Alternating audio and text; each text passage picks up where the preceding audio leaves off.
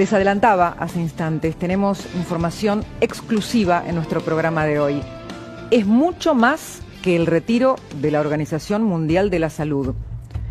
El gobierno de Javier Milei decidió investigar los desmanejos de la pandemia en Argentina, una herida que todavía está abierta en la sociedad. Pero tenemos información exclusiva, tiene derivaciones internacionales y locales. La primera tiene que ver con el anuncio de hoy.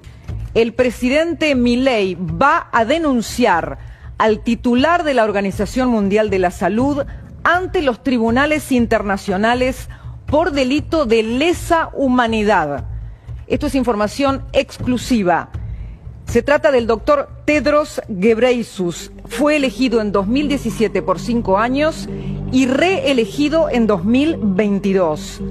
Atención, la denuncia será en base al artículo 7 del Estatuto de Roma por crímenes de lesa humanidad, inciso K.C, que se refiere a esclavitud por supresión del derecho de propiedad de las personas e incluye el encierro por la cuarentena, los quebrantos económicos que produjo y la dependencia de subsidios que para el gobierno derivaron en esclavitud.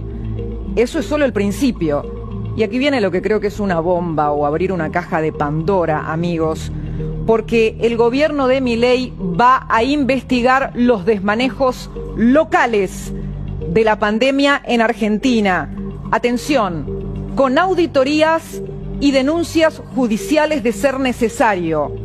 Reitero, el gobierno de Milei abre la caja de Pandora e investigará la pandemia.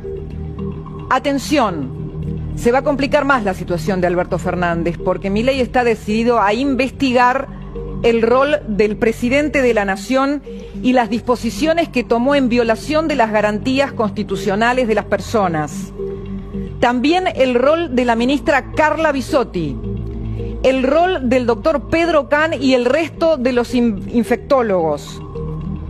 Y quiero agregar algo, simplemente como contexto. Al día de hoy siguen sin conocerse, porque están prácticamente bajo llave, los contratos por las vacunas, amigos. Hoy tenemos más información exclusiva al respecto de eso, de los datos, de los datos de los argentinos. ¿Dónde están los datos de los argentinos en la pandemia? Y además, ¿por qué la AGN, con mayoría kirchnerista, puso bajo llave y estricta reserva los contratos por las vacunas? ¿Por qué los argentinos no sabemos qué se decidió y cómo se decidió? Pero no solamente eso. Además, una causa que tuvo novedades hoy. Nuestra compañera Camila Dobayán está con estos últimos temas, los datos de los argentinos y también el tema de los contratos. ¿Qué pasa con eso? ¿Por qué bajo llave?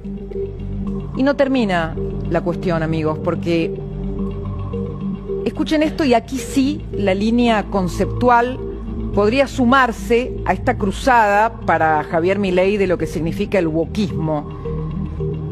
Para el presidente, la pandemia fue la cumbre del wokismo del control social y considera que fue un experimento que trascendió a la emergencia sanitaria en nuestro país, que tenía un objetivo político autoritario. Esto nos lleva directamente a lo que eran los orígenes de Javier Milei como personaje público y lo que fue su investigación para un libro que en su momento se llamó Pandenomics, pero que también incluyó un documental en donde esta línea ya estaba presente, y les pido que escuchen esta frase de aquel documental que decía esto. Ha sido una cuarentena cavernícola, ha sido la cuarentena más larga y más profunda del mundo y ha sido una decisión absolutamente desacertada.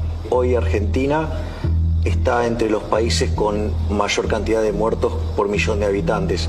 Es decir que la cuarentena no sirvió para nada. Pero entonces, ¿cuál fue el principal error del gobierno si no sirvió para nada? Mira, el principal error del gobierno fue darle absoluta prioridad a la infectocracia liderada por el imbécil de Pedro Can. Bueno, la infectocracia. Enseguida vamos a volver sobre esa época, pero quiero ahora retomar el anuncio de Milei, que fue anticipado en su mensaje de la ONU, cuando dijo: Argentina se va de la Organización Mundial de la Salud. Ha sido precisamente la adopción de esa agenda que obedece a intereses privilegiados y el abandono de los principios esbozados en la Declaración Universal de Derechos Humanos de las Naciones Unidas, lo que tergiversó el rol de esta institución y la puso en una senda equivocada. Así, hemos visto cómo una organización que nació para defender los derechos del hombre ha sido una de las principales propulsoras de la violación sistemática de la libertad, como por ejemplo con las cuarentenas a nivel global durante el año 2020 y que debería ser considerado un delito de lesa humanidad.